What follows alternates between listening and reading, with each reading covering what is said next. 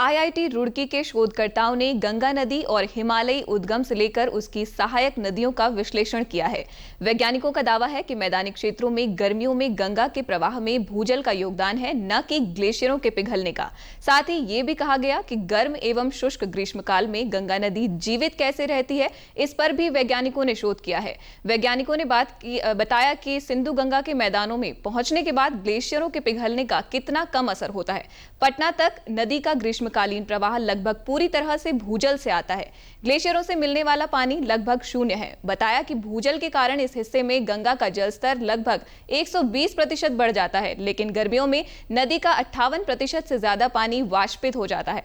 IIT Roorkee के earth science विभाग professor Abhayanand Singh Maurya ने बताया कि हमारा विश्लेषण दर्शाता है कि गंगा नदी भूजल के घटने के कारण नहीं, बल्कि अत्यधिक दोहन और जलमार्ग परिवर्तन और सहायक नदियों की उपेक्षा के कारण सूख रही है।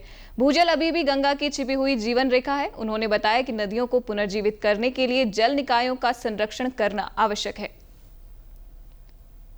नदी का जो प्रवाह है उसमें जो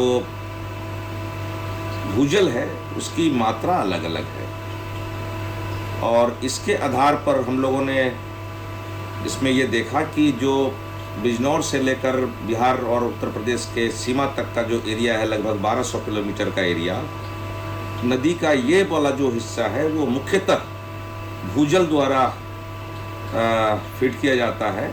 और उसके बाद यूपी और बिहार सीमा पे जब हिमालय की दूसरी नदियाँ जैसे कि घाघरा, गंडक और सोन जो साउथ की तरफ से आती है, ऐसे नदियों के मिलने के बाद नदी में एक अलग तरह का प्रभाव है